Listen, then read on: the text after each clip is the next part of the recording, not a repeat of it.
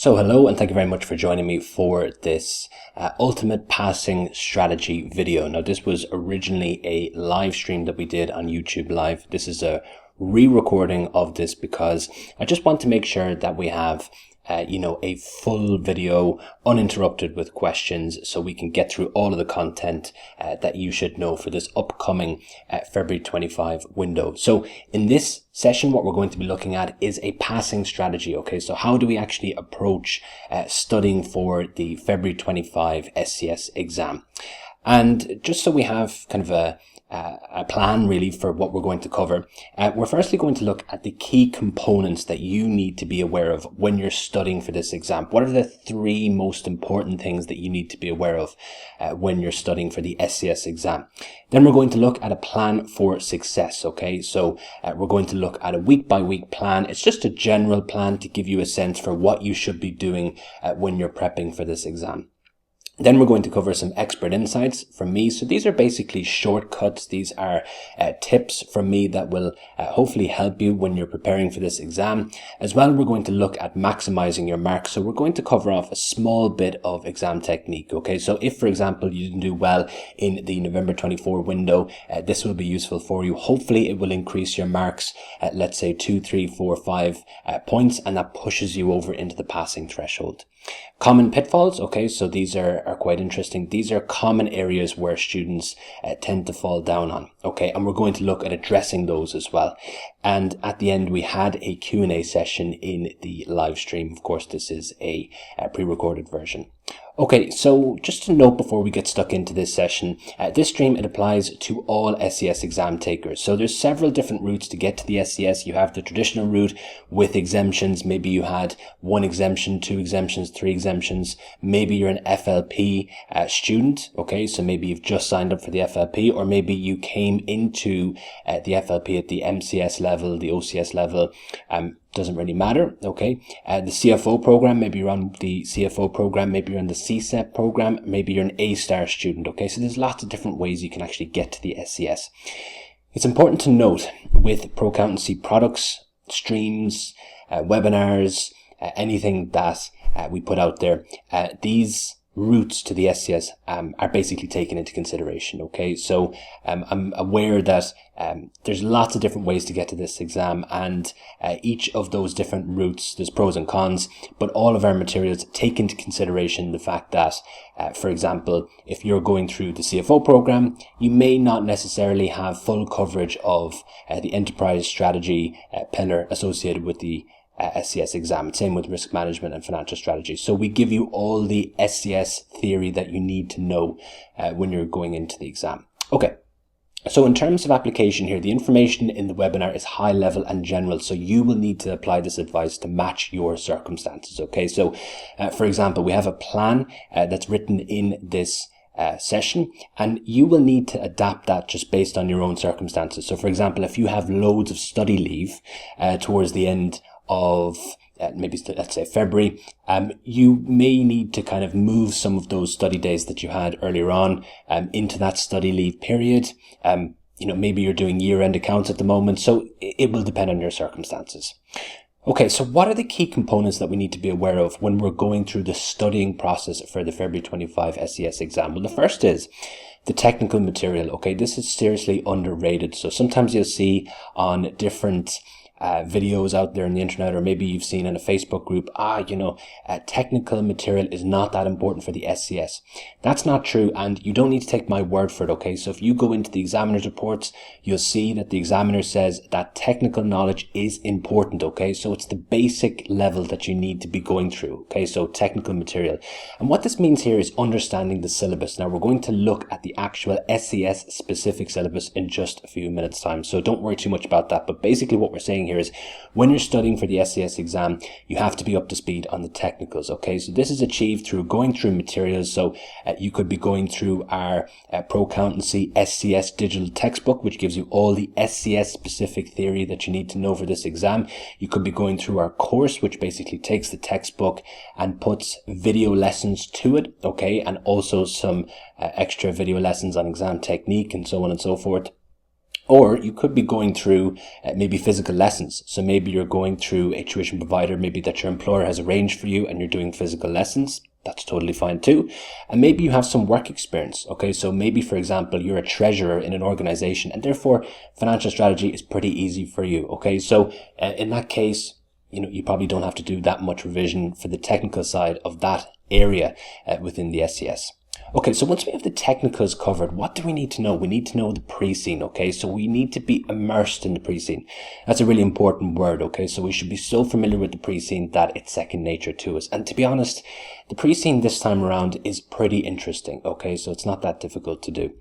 Now, how do we achieve this? Well, we read through the pre-scene. That's probably the most basic thing we can do. And also we generate scenarios. We think about what could come up in the exam, and to do that, it's a good idea to do a little bit of real-world research, because this is what the person who was writing your exam would have done. They would have gone into maybe newspaper articles, maybe digital news outlets, and they would see what's going on in the lithium extraction industry, and let's create some scenarios based on that. Now, not always, but that could be one way in which they would come up with scenarios. Now, as well, go through materials, and in this YouTube channel, we have a free pre-scene analysis for this specific window. I recommend you go through it. In that pre-scene analysis, we assume that you have read through the pre-scene, okay? So everyone can read through the pre-scene, right? There's no value add there for me to read through it for you or to tell you what's on it. You probably know that already, okay? So in that pre-scene analysis, I go through different scenarios that may come up, some important things from an examination perspective, and some possible questions that have come up before in the past that could repeat themselves on your paper based on this pre-scene. Now, question practice is probably the toughest, but also the most important piece of the study process. So basically practicing writing an answer. And how do we achieve this? Well, we do analysis of past exams, and you don't have to do loads of analysis here, but it is a good idea, especially if you've never sat an SCS exam before, just to see how the questions are phrased. Okay, so just see, how does CIMA actually phrase these questions? Because for the SCS, it's quite unique. Okay, so for the MCS, they're quite detailed, okay? And the OCS, they're very detailed. At the SCS, the questions are a little bit more broad, okay? So it takes a while to get used to them and how to approach them. So it's a good idea to look at past exams.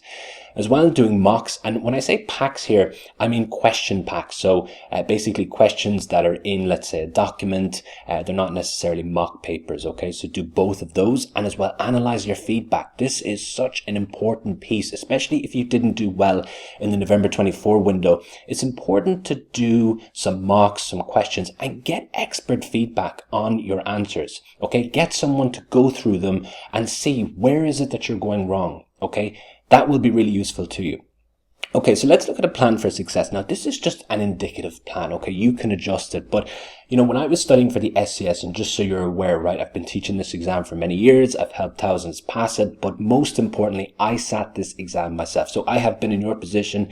And when I was studying for the SCS, I used to think to myself, what do I do? Okay, it's a ginormous syllabus. What do I do? So this is just to give you a general idea as to what you should be doing. Now, you will need to adjust this based on your journey through the SCS. Again, if you're someone who's gone through, for example, the CFO program, you may need to adjust this a little bit more to have more technical coverage, okay, for a longer period of time. If you're someone who just sat all of the OT papers, okay, so E3, P3, and F3, maybe you've done them over the last 6-7 months, you can probably focus a little bit more on question practice quicker, okay? But here's the plan. So from weeks 0 to 2, and let's say these dates here, the 29th of December to the 18th of January, the primary focus should be technical and the pre-scene, okay? So we said technical, pre-scene, question practice. So we should be reading through the pre-scene. Very easy, very simple. We should watch the pro accountancy free analysis of the pre-scene, okay? So I really do recommend it. I believe it is the best in the market, and it is really useful for thinking about different scenarios, different questions, okay? Can we go beyond just the pre-scene? We think about, why is this relevant? Why is this important, okay? We don't kind of just read through it passively and say, oh, you should remember this, you should remember that. We need to go beyond that, okay? Cover the syllabus, and this is very simple for me to say, but this is basically the goal of the kind of initial phase, is to go through the syllabus, to go through the materials. Now, there's lots of different ways in which you can do that. You can go through, for example, if you're a customer of mine, you can go through the Ultimate SCS course. It's all laid out in a sequence, so you can go through your enterprise strategy pillar, then you can go through the risk management pillar, and then you can go through the financial strategy pillar. And there's information there specific to the SCS. You're not wasting time with topics that, yes, they appear in the OT exams, but they don't appear in the SCS. This is all specifically SCS, okay? If you have the Pro Accountancy textbook as well, the digital textbook, you'll see within that digital textbook all of that material that you can cover off, okay? So that's another way in which you can cover off this material. And as well, you could be using another tuition provider. Okay, so I'm conscious of that. When I was studying for this exam, I was using the individual official textbooks for E3, P3 and F3. You can do that. If you want to read through 1,500 pages of content, you're more than welcome to do so. I've done it. It's very tough. That's why I started this business. Okay, so when you're covering off the syllabus, it's a good idea to use the official syllabus, which is structured in the form of core activities, which are the big areas that will be tested on the paper. And those are broken up into what's known as assessment outcomes. And you can use the assessment outcomes as basically a checklist. Okay, so you tick them off. We'll be covering those in just a few minutes' time. So don't worry about what are these or where do I get them. We will cover that off very shortly. Now, use material that suits your preferences. Obviously, I'm biased. I'm going to say use the Pro Accountancy material. It's the best in the market. I believe it's the best in the market, but you will need to find something that matches your preference, okay? So the next week is week 3, okay? And again, the dates here, the 19th to the 25th of January. And the focus here is technical and a little bit of question practice, okay? So continue covering the syllabus. And then I recommend you review recent past exams. Let's say you go through 1 set, 2 sets or 3 sets, okay? Depending on how much time you have. Attempt some untimed assessments, okay? So you don't have to spend loads of time doing this, but look at some untimed assessments. If you're in the Pro Accountancy Ultimate SCS course, at this stage you will have some untimed assessment sets that you have to actually physically write an answer for, and I will go through it. It's ungraded, it's untimed, you can have a book open in front of you, but the goal is to just start practicing writing, okay? So just kind of start thinking about how you will put together an answer. And this is really useful because it will firstly teach you how to write an answer, what's involved with that. It's good practice in general. But also it helps you to think about some potential gaps that you have in your knowledge. Okay, so if, for example, you're writing an answer and you're thinking, right, I have to use my book here a lot for this specific question, that's highlighting the fact that you have a knowledge gap there that you should cover. And that's totally fine. That's totally normal. Okay, so the next thing is to analyze the pre-scene. So we should be going beyond just reading it. We should be considering potential scenarios and questions, calculating key ratios, and doing some real-world research. Now, we will be covering off this a little bit more later on, but just so you're aware, in terms of the real-world research piece, on the Pro Accountancy YouTube channel, I actually have an industry analysis video pre-made for you, totally free. I recommend you go through that. You can basically watch that video and that will be enough in terms of real-world research. Okay, so week 4. So what do we do on week 4? And remember, this is the 26th to the 1st. Now, you can adapt these dates, okay? These are just kind of suggested dates. So the primary focus here is question practice, okay? So we should be covering off any remaining theory, okay? So if there's any theory that's left over, we should be covering that off and wrapping that up at this stage.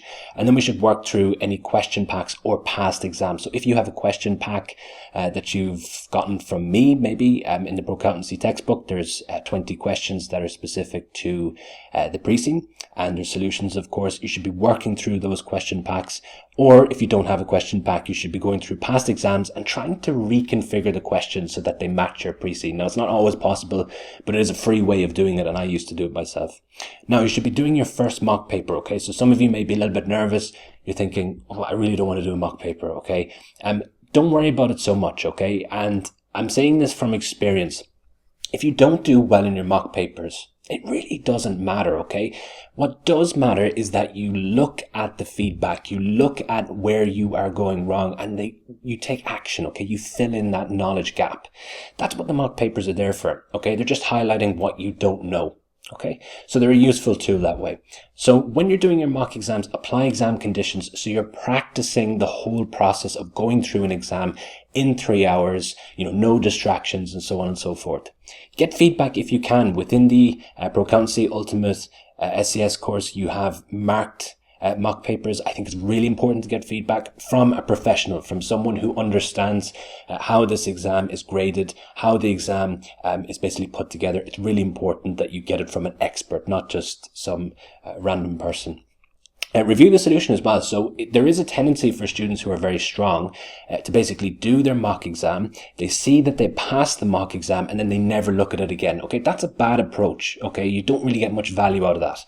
Review the solution. See where you could have done a little bit better. Okay, so this will help you in the real exam. If you get a question that's similar to, let's say, one that you covered in the mock exams, well, great. Okay. So improve on areas of weakness. That's the whole point of doing mock exams. It's a feedback loop. Okay. So you do the mock exam, you see where you didn't do well, you cover that area, and then you're strong on that area. Okay. It's as kind of simple as that, really. So week 5 is similar. Basically, it's in this case, the 2nd to the 8th, and it's question practice again. Okay. So revise any technical areas of weakness. So maybe you've found that by doing mock exams and questions that, currency risk is a weakness of yours. So you need to spend a little bit more time on currency risk. Go back into your technical materials and make sure you fully understand it. Work through question packs again, just kind of checking to see, where your knowledge gaps are. Do your second mock. Same thing again, apply exam conditions, get feedback, review the solution, and improve on areas of weakness. Now, week 6 is very similar here, and we were kind of flying through them because they're kind of carbon copies of each other. The 9th to the 15th, and the primary focus, you may have guessed, is question practice. So revise any technical areas of weakness, work through question packs or past exams. Do your third mock, okay? So again, apply exam conditions, get feedback, review the solution, and improve on areas of weakness. And then we get to the exam date. So this is a little bit different. And the goal here is preparation. So what does this involve? Revising any mock feedback, okay? So you may have done a mock the week prior and, you're only getting the feedback maybe, a few days before the exam. That's okay. So review that. Make sure you go through that. Focus on the areas of weakness. So if you have found, for example, throughout this study process that you had a real problem with business valuations, make sure that you're covering that off. It's a bad approach to just kind of wish that it doesn't come up in the exam. I used to always think to myself when I was doing exams, the topics that I really don't want to come up, they'll probably come up. Okay. So I used to take a pessimistic view, and more often than not, I was actually correct. Review the pre-scene. Okay. So make sure you're fully up to speed with the pre-scene before you sit the exam. Okay. I think it's good just to kind of revise it a little bit. You can watch the free video on our YouTube channel instead of reading it, whatever your preference is there, and plan your exam. Okay, so this is so underrated. Okay, plan how you're going to get to the exam. If you're doing the exam in an exam center, maybe it's in a different city, maybe it's in a different part of the country, maybe it's in a different country. I've had people before do my courses where they had to take boats, airplanes, cars, buses, trains, you name it. Just make sure you know how you're going to get there, and remember to bring your ID to the exam center. That's super important, okay? As well, if you're sitting it online, make sure that you have your room prepared, okay? So don't just kind of do it in the last few minutes. Make sure you have your room fully prepared. Okay, so what I want to cover here is the process you're about to go through, okay? Now, this is a model for learning, okay? It's used for lots of different areas, okay? So it's not just for SCS exams or accountancy exams. But what I've done is I've applied it to this preparation process so that you can identify the different stages of learning, and you can see, how am I going to progress through these stages, okay? So you may kind of identify with some of these stages, and if you do, great, okay? So you'll kind of get a sense for what to do and where to go. Okay. So the first stage, right? And this is probably where you're at right now. Okay. So maybe you have sat the November 24 paper and you didn't do so well in it. Or maybe this is your first ever SCS exam, or maybe you're coming back to the qualification after 20 years. Okay. The first stage really is what we call unconsciously incompetent. And there's no insults here, okay? This is what the model says, okay? We're not saying you're incompetent, but that's the label that's attached to it, because you don't know what you don't know, okay? So you're starting off, you don't really know what you're supposed to be doing at this stage. You're kind of thinking to yourself, okay, SCS, massive syllabus, and it's a 3-hour exam, and how do I prepare for this? It's just a mess, okay? You're figuring things out and you're looking for a path to success. So this is the first stage, okay? This is where, like I said, you're probably at the very early stages in the study process. Okay, so once we move on, we get to this part here, and it's called consciously incompetent. Now, this is a good place to be, okay? You know what you don't know, okay? So hopefully you'll reach this stage after going through this particular video. You know what you don't know. That's a powerful position to be in because now you can take action, okay? So if, for example, you didn't know that you needed to go through technical information, now you know. Okay, so now you know. And this is a really, like I said, a powerful place to be. Now, it's really important that you note this here. Expect to make plenty of mistakes here. It is totally normal, okay? So to progress through to the next stage of learning, you're probably going to make some mistakes. So if you're someone who, let's say you did mock exams for the November 24 window, or maybe you did mock exams, in the MCS, and you were doing them with an open book and you were maybe looking at the solution beforehand, or maybe you didn't do any mock exams, or maybe you did one and you got bad feedback and you skipped the exam. Really important you note here, it's totally normal to make mistakes at this stage, and it is actually quite valuable to do so because learning from your mistakes will progress you into the next stage. So in order to progress, you probably have to make some errors. Therefore, do not be afraid to make mistakes in your preparation process at that kind of early-ish stage. Now, the mid to later part will hopefully reach, and it's called consciously competent. This is a great place to be, okay? So you will pass the exam if you're at this stage. You understand at this stage the syllabus, the pre-scene, and how to answer questions, okay? So really, really important there. However, just note that it does take you a lot of effort to do so. Now, that's not too important, okay? But just to note, when we're looking at this model, being consciously competent requires a lot of work, okay? So maybe when you finish a mock exam that you did quite well and you feel exhausted, that means that, it was a lot of work for you, which is totally fine, okay? So that's not a big problem, but because you won't be doing the SCS exam every single day of your life, will you? You'll just be doing it one day. But that last piece is what makes this stage 3 and the difference between stage 4, which is where we become unconsciously competent. Okay, so this is where you have an excellent grasp on basically everything and you're relaxed going into the exam and the ideas just flow to you intuitively. So this particular stage, yes, it's a great stage to be at. This is probably where you will win a prize. Okay, so if you're looking to win a prize, which I know some of you are, so I get emails, I get DMs, I get messages where people say to me, Hugh, I'm looking to win a prize. I was a prize winner myself, right? So for the OCS and for the SCS, I had the second highest in Ireland. So I understand people want to win prizes. If you're looking for a prize, reach this stage, okay, which is being unconsciously competent. Now, you don't have to, okay? So if you want to pass the exam, the stage prior is totally fine. It's all about what you want. Okay, so expert insights. So what are we going to look at here? Well, the first is something that we touched on very briefly. It's the syllabus, okay? So some of you may know this, some of you may not know this, but it is just important to put it out there regardless, okay? So maybe you may have heard some information about core activities and assessment outcomes. Maybe that information wasn't fully accurate. I'm here to clear this all up, okay? So the SCS examines 5 key areas, and those are known as core activities. And each core activity has a series of what's known as assessment outcomes. So assessment outcomes basically break up the core activities into smaller pieces. And the useful thing about this is that it basically sets out the syllabus.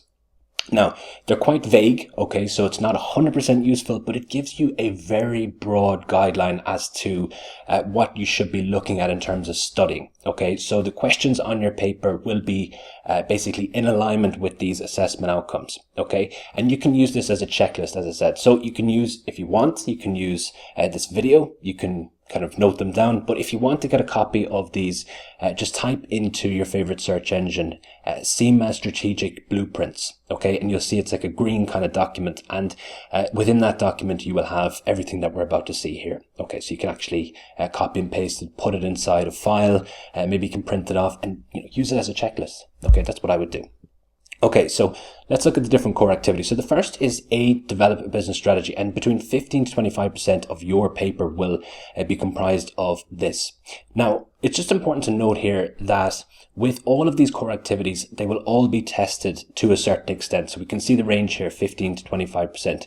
You won't know that range going into the exam. So you won't, for example, know at the beginning of your exam how much of A is being tested, but you do know that it's between 15 to 25%. When the exams are actually published, okay, so when they become past exam papers, you can actually see at the very beginning when we're looking at the marking grids, there will be the core activity written beside each of the questions. You can see where they came from, but that's really not too useful for you at this stage. Okay, so the first is develop business strategy. Now you can see we have the assessment outcomes and they're phrased in the form of I can. So this is what CIMA is basically expecting from you at this stage. So I can evaluate strategic options, digital or otherwise. I can recommend strategic decisions, digital or otherwise. I can evaluate potential acquisitions and divestment opportunities, and I can recommend responses to opportunities and threats arising from digital technology. So if you're familiar with the traditional route, this is very much E3 focused. Okay, so, evaluating strategies, evaluating acquisitions and divestments, kind of touching a little bit there on F3 in terms of business valuation, synergies and so on and so forth. And then, digital technology. So that's very much E3 focused or enterprise strategy focused. Okay, so B is a big one. So evaluate business ecosystem and business environment. So the first is I can select and apply suitable strategic analytical tools. So we're talking here about things like Pastel, SAF, framework. I can conduct an analysis of stakeholder needs and recommend appropriate responses. So basically stakeholder analysis, Mendeley matrix there. I can recommend appropriate responses to changes in the business ecosystem. So business ecosystems, this is one that a lot of people struggle with, and it is tested, okay, as you can see. I can recommend KPIs that encourage sound strategic management. So this hasn't been tested loads in the past, but it was tested quite recently. So it's one that we have to pay attention to. I can recommend, and this is a big one, responses to economic, political and currency risks. You can see here, this is a blend of different pillars. Okay, so we have currency risk, which is risk management and financial strategy, political risk, which is risk management, and economic risk, which is again a merger of the risk management and financial strategy syllabus. Okay, so C then, recommend financing strategies. This is fairly basic. I can recommend suitable sources of finance. We probably can, know what that involves.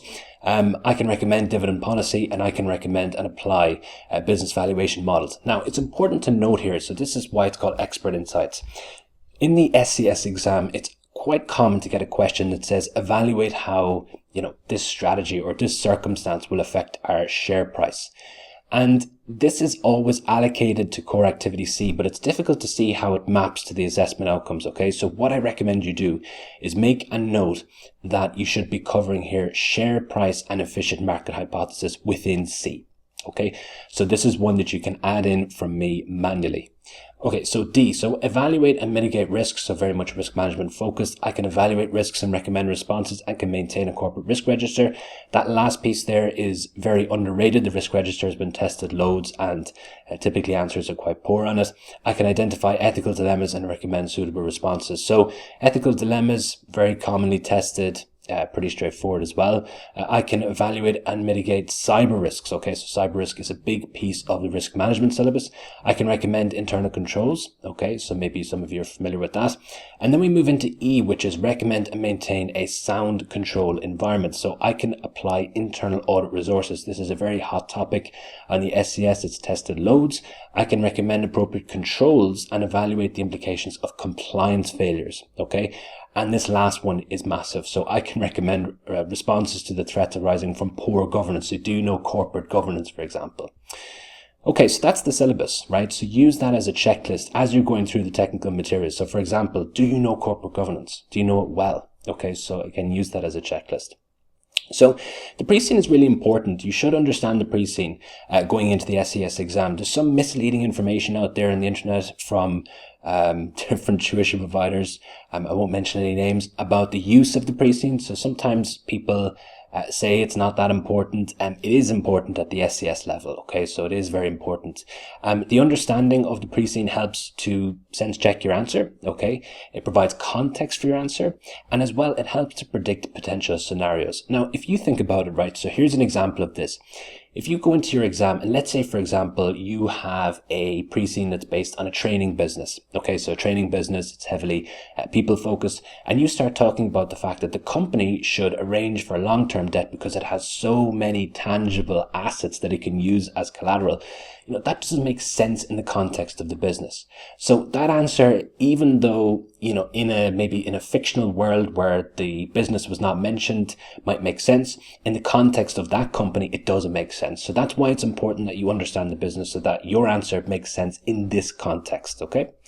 The pre-scene is quite large. Okay, so it's not really expected that you would remember every single piece of it. Okay, so what should you know about the pre-scene? What should you take from it? You should understand the overall industry. So there's quite a lot of information about the industry in the pre-scene documents, and that's to make sure that everyone is on kind of an even playing field in terms of the industry. So you may have people, for example, that actually work in mining or lithium extraction, and we don't want a situation, well, CIMA don't want a situation, obviously, where, those are kind of given an advantage as a result. So everyone should be on an even playing field in terms of the industry. That's why there's a lot of information there. So the operations, you should understand how the business works in terms of the product that it makes. Okay, so in this case, it's extraction. We have different types of mines and so on and so forth. And as well, the customers. So do we deal with international customers? Do we have overseas subsidiaries? In this case, there is translation risk and transaction risk. So we're looking at two forms of currency risk there. Now, this is really important. So understanding the mission, the vision, and the values, these are heavily tested in the form of questions that look at the consistency of a new strategy with either the mission, either the vision, or the values. You may also have questions where we look to modify these. Now, typically, CIMA will actually give you them within the reference materials. So you don't have to learn them off by heart necessarily or by rote so that you can kind of dump them in your answer, but it does help. Okay, so we don't know 100% if CIMA will actually give them in the reference materials. Now, just remember, within the exam, you have a copy of the pre-scene. Now, it's digital, okay, so it's within the exam software, so you could technically actually open it up and navigate to the page that has the mission, the vision, and the values, and you could use them from there. Okay, but just make sure you understand them, though. That's the important thing at this stage. Now, governance is important. So there's a lot of information about governance within the pre-scene document. Typically, you'll have bios of different directors. You'll have information about the executive team, the non-executive team, and so on and so forth. What you should know from this really is what executive directors do we have, okay, and what do they cover? Okay, so there's actually a table that shows what they cover. And what is the number of non-executive directors that we have? Do we have an imbalance, for example? Because you could have a question where, for example, we're looking to appoint a new executive director.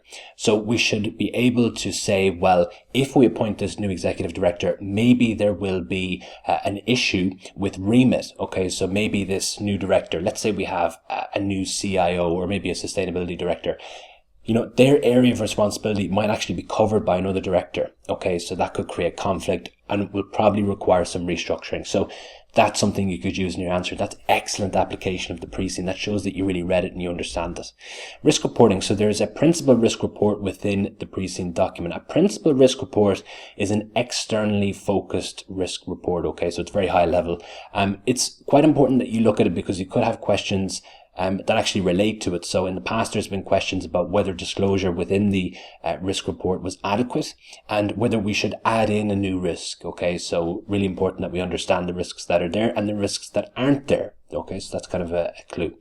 Ratios. Okay, so we should know some ratios. You don't need to have a ginormous list of them. One of the things I hate the most about the kind of some of the videos that are out there on YouTube about pre-scene analysis is they give you a load of ratios. A lot of them are irrelevant. Okay, so what ones do we actually need to know? Gearing.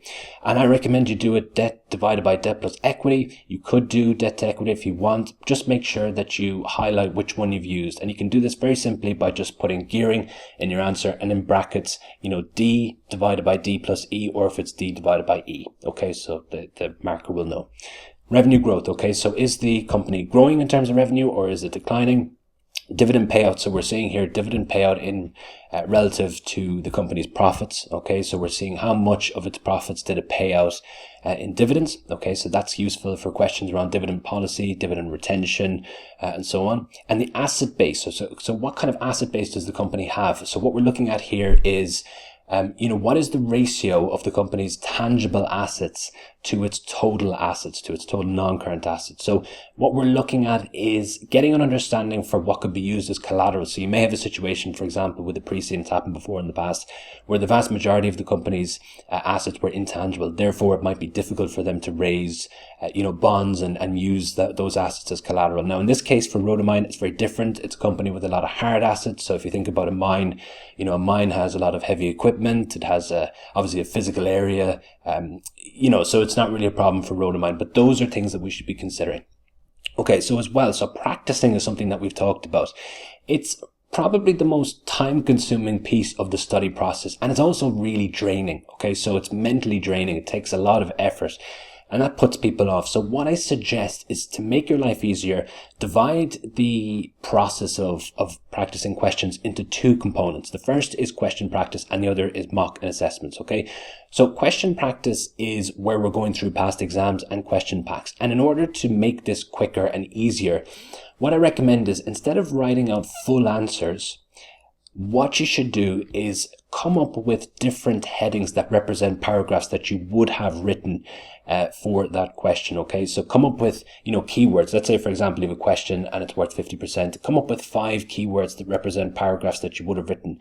Okay, so it's like a brainstorming session. It takes about 5 minutes, let's say.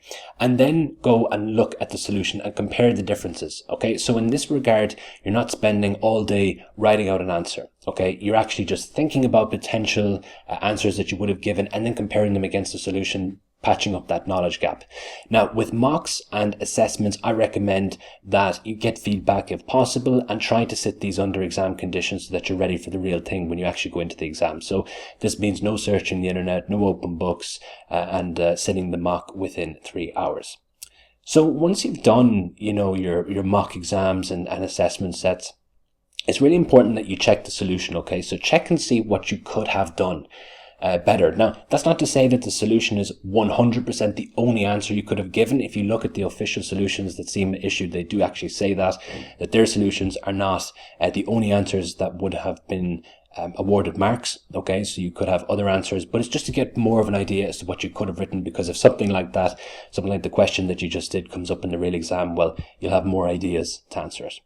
So this process, it helps to identify and fill the knowledge gaps. And really, this is so important. If you don't take anything from this session, if you don't buy anything from me, you don't ever interact with me ever again, this is the most important thing that I can say to you. Don't be afraid to make mistakes when you're practicing. These are super useful. And I know it's easy for me to say it, but genuinely, I have seen so many people do mock exams and they become very deflated.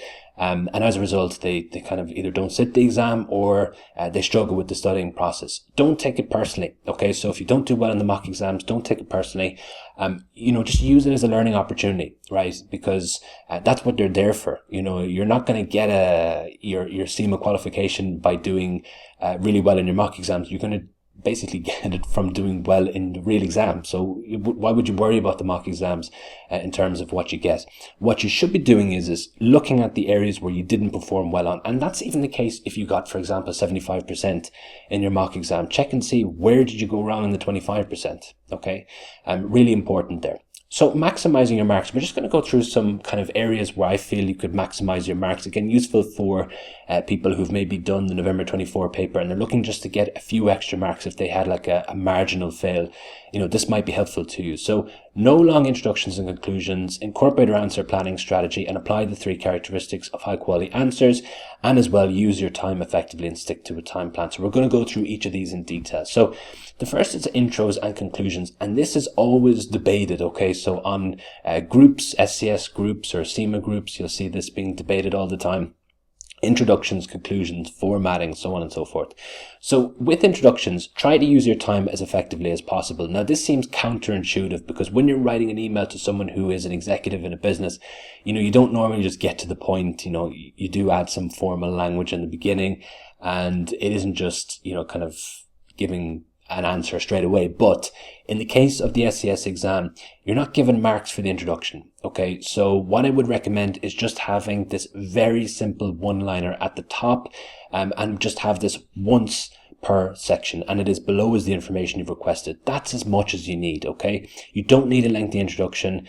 And really, don't take my word for it. I always say, if a lecturer or someone who's teaching you is reputable, they'll always be able to give justification for the advice that they're giving you. This isn't just something that I came up with. If you look at CIMA's own solutions, you'll see they have no introduction. And if you look at the past marking grids, which are used to actually mark the real exams, you'll see there's no reference to introduction. So you're not going to get marks for it. So don't worry about it too much. Now, conclusions are a little bit more tricky because they're not normally required. Normally, a conclusion is just a summary of the points that have been made already, and you're not going to get, more marks for saying the same thing twice, okay? So just think about it from a logical perspective. But if you have been asked to make a decision on something, then sometimes a conclusion can be useful, but it shouldn't be too long. So let's say, for example, you have a question talking about different sources of finance that could be used. Maybe you've been asked to evaluate the use of debt, withholding dividends, and equity. And maybe at the end you could say, well, based on everything that I've just put forward, maybe debt's the most useful, okay? So in terms of the answering strategy, now we have this answering strategy. There's different ways of going about it. So this is not the only one, but this is a systematic approach, and that's what I like about it. So this basically means that you can work through it for all different types of questions, okay? And it's pretty simple to remember. So when you start the exam, section 1 will appear, and then you have that countdown clock going from 60 all the way down to 0, okay? And here are some recommended steps to take from this point onwards. So the first step is to draft a time plan. Now, this is so important that we're going to cover this off in the next few slides. So just kind of hold that thought in terms of the time plan. It's a very quick plan, takes about 5 seconds. And what you do is you read through all the unseen information. So unseen refers to the email or the conversation, the reference materials, and of course, all the subtasks. Okay, so read through everything that's new to you. That's why it's called the unseen. So you have the pre-seen, you have the unseen. Read the first subtask very carefully and note the percentage that's written beside it. So for every subtask or question that's on your paper, there will be a percentage written beside it. That percentage represents the percentage of that section's marks that are awardable for that particular question. So let's say, for example, it says 50%. That means 50% of the section's marks are going to that particular question. Then what we do is we go to the answer box. So if you've never sat a case study exam with CIMA before, it's really important to note this. All of the information that we talked about, the unseen information, that's on one page, and then we have to click next, and then we get to the answer box where we can actually answer. Now, you can toggle between the two, so don't worry too much about it, but it is a little bit counterintuitive, okay? So you have to kind of click to the next page to go to the answer box. Now, when you do the exam, you'll be able to kind of practice this a little bit before the actual exam starts. So there's a demo just at the beginning. It's about 15 minutes long, and it just tells you how to use the exam software, so don't worry too much about that. Okay, so what do we do next? So we're at the answer box. We put up a heading that represents the subtask that we're answering. So in this case, let's say it is subtask A, and just put in a topic that's related to it. So if it's something on, let's say the question's on dividend policy, we just put A, dividends. Okay, so we just need to let the marker know what we're answering. Then what we need to do is we need to decide the number of paragraphs, okay? So the ideal structure for a case study answer, and this is the OCS, the MCS, and the SCS, is to write it in a series of paragraphs, with each paragraph talking about something different, okay? So if you look at CIMA's suggested solutions, you'll see they use paragraphs. So we call it a paragraph structure. So we need to decide the number of paragraphs. So how do we do that? We recommend, for every 10% that's allocated, have one paragraph. Now, this is a very general rule. It's not always, 100% perfect. If, for example, the question says give 4 risks, then give 4 paragraphs, okay, even if it's worth 50%. But this is a kind of a general rule. You can apply it to lots of different types of questions, and that's what I like about it. Now, in the Proaccountancy Ultimate SCS course, we actually have a session called Advanced Exam Technique where we go through the exceptions in detail. So if you are in the course, you'll see that. So insert a keyword for each paragraph that you're going to write. So if, for example, you're writing an answer on, let's say, debt, maybe the first thing you're going to talk about is covenants. So you put in covenants. Then the next thing you're going to talk about is gearing. So you put in gearing. That's a keyword. And that keyword will help give a skeletal structure for your answer, okay? So once you have all those keywords, you have 5 keywords, let's say, then you write your content underneath each keyword. And that's the hard bit, isn't it? Actually writing out the content. And you use the same approach then for each subtask. So let's have a look at a demonstration of this. So let's say you go into your exam and you see this question: evaluate the proposed strategy using the suitability, acceptability, and feasibility criteria. And it's worth 60%, okay? So 60% of that section's marks are going for this subtask. So it's a big one. So what do? We go to the answer box and we put in that introduction we talked about. Below is the information you've requested. And then we have subtask A, strategy evaluation. Now you can put anything in there, even just A would be sufficient, but just make sure that you're labeling what it is that you're answering. Make the marker's life easier, right? Okay, we want to win them over. So the first paragraph, we're going to determine the number of paragraphs, which is 6 in this case because it's 60%. So for every 10% we have 1. So the first paragraph we're going to talk about suitability from the perspective of strategic fit. And then we're going to look at suitability from the perspective of strengths. Then in the next one, we're going to look at feasibility from the perspective of finances, and then skills in the next one. And then acceptability, we're looking at the acceptability to stakeholders. So firstly, we're going to look at the returns. Are those acceptable to stakeholders?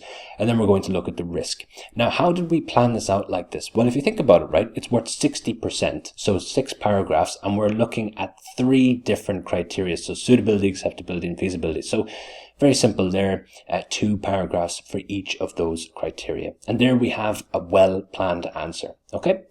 So high-quality answers, it's important to note this. They have the following characteristics. They reference the unseen or the pre-seen, they answer the question directly, and they contain technically correct information. Now, it's really important to note here that the pre-seen is a big document, and probably in your exam, you will likely be sparing with the information that you actually use in your answers, okay? So even though the pre-seen is a big document, you might only use a very small piece of it in your answers, and that's totally fine. It's generally a lot easier to use the unseen information in your answer, and if you are actually directly answering the question, chances are you will by default be using information from the scenario. Now, I get this a lot. So developing the paragraphs is the hardest bit of putting together an answer. So generating the keywords and then developing the paragraphs, those are the hardest bits. If you're struggling with developing out your paragraphs, like I said, I get this question a lot. How do I increase the amount of information that I have within the paragraphs?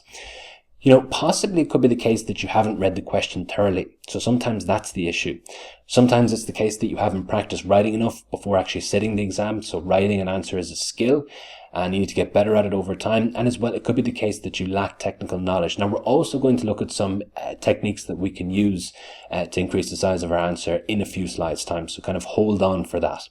The next thing is time planning. We brought it up very quickly, but it is something that I thought I would spend a little bit of time looking at, because it's something that's so ruthless in this exam. So if you are a prize-winning student, you're an amazing student, and you understand everything to do with the syllabus, and you're fantastic at writing answers, you did really well in your mock papers, but you come to the exam and you just mess up from a time perspective, there's nothing you can do about it. It's really tough like that. So it's really important that you manage your time appropriately.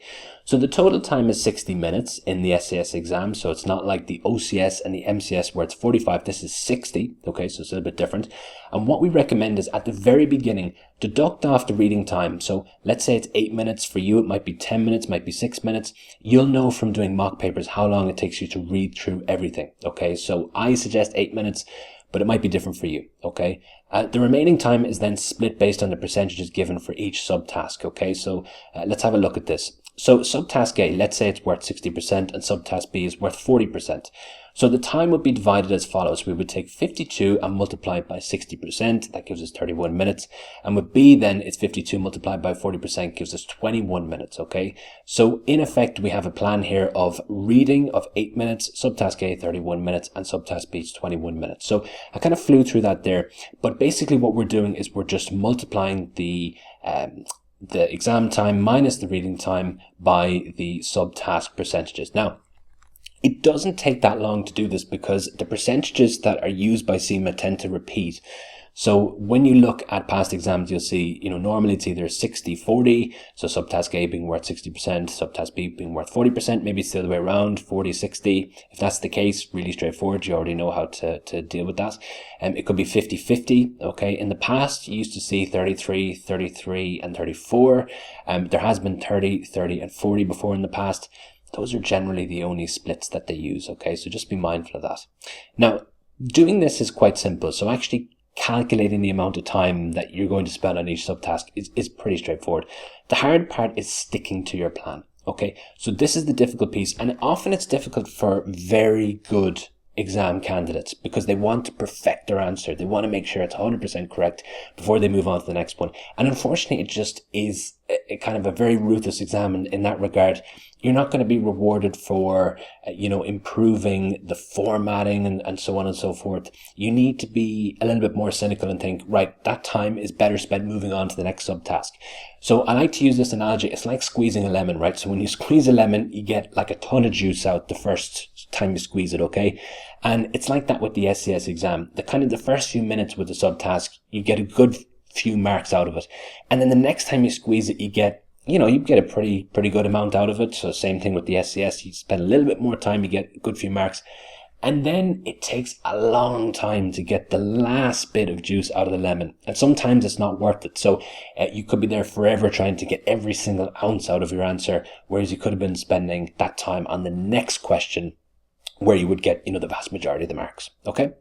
So here are some common pitfalls for you to be aware of. And I've seen a lot of these through my own personal experience, but I've also seen them written online. So this is from my experience of owning a business as well. So the first is missing the requirement. This is the big one, and it's why it's first here. So not answering the question that's been provided to you, and therefore it's very difficult for the marker to give you the marks that you deserve. Okay. So I think with this one, typically what happens is people will look at the question and they might kind of look at it very quickly and they see, currency risk. Okay. So they just write about everything they know about currency risk, but they're not looking at the specific requirement in the question that's maybe framing currency risk in a certain way. Okay, so really important. This one is a huge one and it's brought up by the examiner loads. Now we're going to cover off how we actually overcome all of these in just a few minutes. So mismanaging time, we talked about this. So basically using time ineffectively, not being disciplined with your time plan. Real world references. So sometimes you'll see answers that have way too many real world references. So use these very sparingly, okay? So oftentimes you'll see, very high level students, they're trying to impress the marker by making loads of real world references. And unfortunately, it just doesn't serve them from a marks perspective. They could have used other content that would have given them marks. Inappropriate models. So this is very, very, very, very common at the SCS level.